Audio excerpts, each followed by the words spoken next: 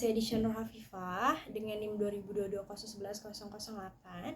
Pada kesempatan kali ini, saya akan mempresentasikan tugas dari mata kuliah pengantar akuntansi 2 yang berjudul Akuntansi untuk Persekutuan. Oke, langsung saja ke pembahasan yang pertama. Nah, sebelum kita membahas terkait materi utama, di sini kita harus mengetahui ada apa saja sih bentuk badan hukum perusahaan yang ada di Indonesia. Yang pertama itu ada perusahaan perseorangan, lalu ada persekutuan, firma, persekutuan terbatas atau CV, perseroan terbatas, koperasi, badan usaha milik desa atau BUMDes.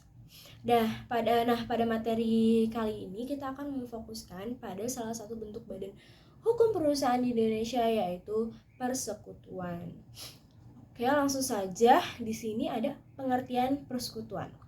Persekutuan atau partnership itu merupakan gabungan dua orang atau lebih yang memiliki dan menjalankan usaha untuk mendapatkan laba.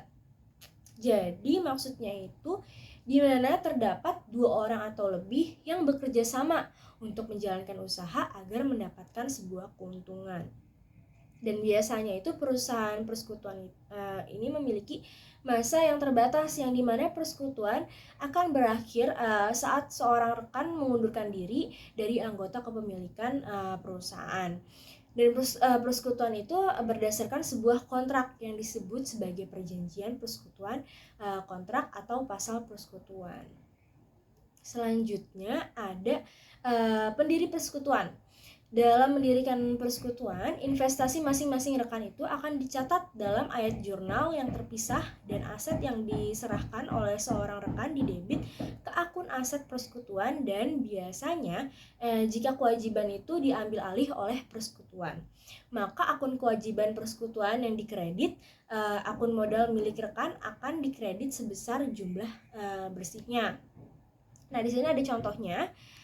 Diasumsikan Jessica dan Naila selaku pemilik toko komputer yang semula bersaing sepakat untuk menggabungkan usaha mereka dalam sebuah persekutuan, dan Jessica sepakat untuk memberikan kontribusi yang dimana terdapat kas sebesar 7.200.000, piutang usaha 16.300.000, persediaan sebesar 28.700.000, peralatan toko 5.400.000, peralatan kantor 2.500.000, penyisihan piutang tak tertagih 1.500.000, dan yang terakhir utang usaha sebesar 2.600.000. Maka di sini ayat jurnal untuk mencatat aset dan liabilitas yang dikontribusikan oleh Jessica itu menjadi kas sebesar 7.200.000 didebit, piutang usaha 16.300.000 didebit, persediaan 28.700.000 didebit, peralatan toko 5.400.000 didebit, peralatan kantor 2.500.000 didebit.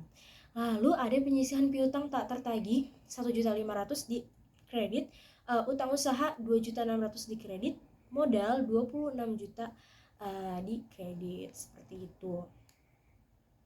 Lalu ada pembagian laba. Nah, salah satu metode dalam pembagian laba itu adalah berdasarkan jasa yang disediakan oleh masing-masing rekan kepada persekutuan. Nah, jasa-jasa ini tuh sering kali diakui oleh rekan sebagai pemberian gaji. Nah, pemberian gaji tersebut menggambarkan perbedaan atas kemampuan rekan dan waktu yang diberikan kepada persekutuan. Lalu ada keikutsertaan rekan.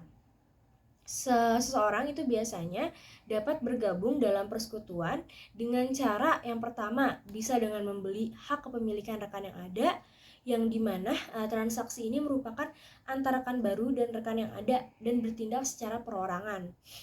Dan yang kedua itu bisa juga dengan memberikan atau menyumbangkan aset kepada persekutuan.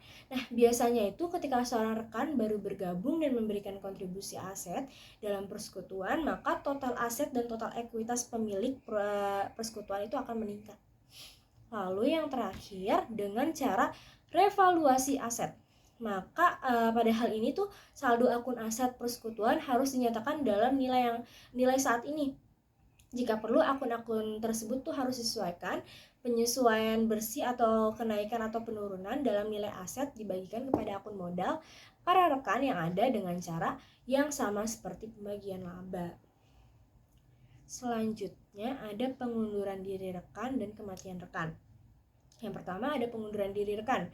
Seorang rekan itu bisa mengundurkan diri dari suatu persekutuan dan hak kepemilikan itu akan dijual ke rekan-rekan yang ada atau persekutuan, dan jika rekan-rekan yang ada membeli hak kepemilikan rekan yang mengundurkan diri tersebut, biasanya itu pembelian atau penjualan hak kepemilikan merupakan transaksi antar individu.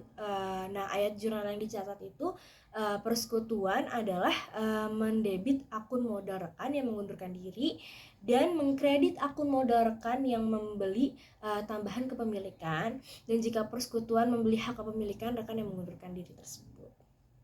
Lalu ekuitas persekutuan itu akan dikurangi sebesar harga beli.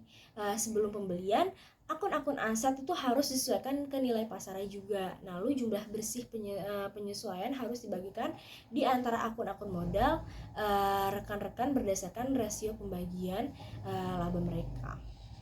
Yang kedua ada kematian rekan. Nah, jika seorang rekan meninggal dunia, akun-akun harus ditutup pada tanggal kematian, dan laba bersih tahun berjalan itu perlu dihitung dan dibagi ke akun modal per rekan, dan akun-akun aset juga harus disesuaikan ke nilai pasar, dan jumlah penyesuaian itu akan dibagi akun modal para rekan.